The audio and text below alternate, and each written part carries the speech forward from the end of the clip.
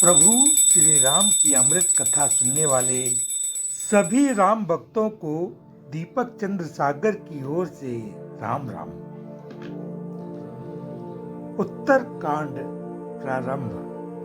प्रस्तुत है उत्तर कांड के दोहा क्रमांक 1 से 4 तक का प्रसंग। श्री गणेशाय नमः। प्रसंग। प्रभु का समाचार भरत को मिलना, अगवानी की तैयारी, अवध में मंगलमय कोलाहल, भाग दौड़। उत्तरकांड की प्रस्तुति प्रकरण में 3 में से पहले श्लोक में लंका से प्रस्थान करते समय पुष्पक विमान में प्रभु श्री राम का धनुर्धारी वेश में अपने वानर सेनापति सहित श्री लक्ष्मण जी, सीता जी द्वारा सेवित जिस द्रव्य झांकी में दर्शन हो रहा है, उन्हीं नील वरुण जानकी वल्लभ कमल नेत्र पीतांबरधारी रघुकुल श्रेष्ठ को मैं प्रणाम करता हूँ। दूसरे श्लोक में प्रभु के उन चरण कमलों की वंदना है जो शंकर जी, ब्रह्मा जी के द्वारा वंदित है। जानकी जी के द्वारा पलौटे जाने वाले और जहां भक्तों का मन रूपी भंवरा सदा बसा रहता है। तीसरे में उन शंकर जी को नमस्कार है जो कुंद के फूल, शंख और चंद्र के समान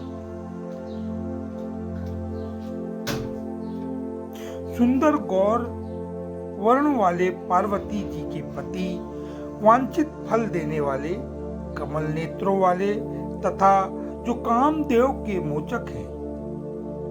प्रभु के वनवास की अवधि पूर्ण होने में मात्र 1 दिन बचा है, लेकिन प्रभु का अभी तक कोई समाचार नहीं है। भरत जी सहित सभी पूर्ववासी माताएं बहुत उदास और चिंतित हैं, लेकिन बहुत से शुभ शगुन सभी को समान रूप से हो रहे हैं। कौशल्या जी को तो ऐसा लग रहा है कि बस अब कोई कहने ही वाला है कि प्रभु आ गए। भरत जी मनोमालिन की कई तरह की अनुकूल प्रतिकूल कल्पनाएं करते हैं, लेकिन शुभ शगुनों का विचार कर उत्साहित है।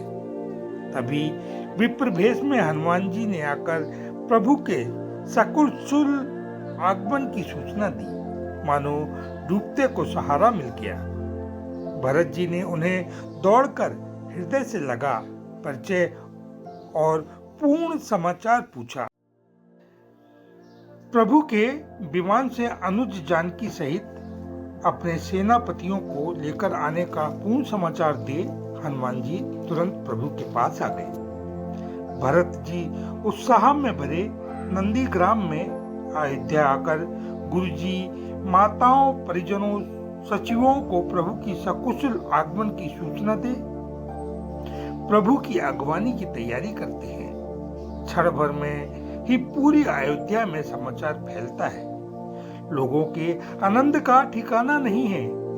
सुहागिन स्त्रियां सोने की थालों में मंगल सामग्री सजा सजा कर प्रभु की अगवानी के लिए दौड़ रही हैं। प्रभु विमान से ही अपने सेवकों, सेनापतियों को अयोध्या की महिमा बताकर भ्रमण कराते हुए कहते हैं कि हे भाई, यह मेरी प्यारी जन्मभूमि है। यद्यपि सब वैकुंठ की बढ़ाई करते हैं, लेकिन वह भी मुझे अयोध्या के समान प्रिय नहीं है। फिर प्रभु ने लोगों को आते देखा तो विमान को उतरने के लिए प्रेरित किया। विमान के उतरने के बाद प्रभु ने पुष्पक विमान को कुबेर के पास लौटने का आदेश दिया। वह प्रभु के वियोग का दुख और अपने स्वामी से मिलने के सुख को हृदय में लिए चला गया। सियावर रामचंद्र की जय।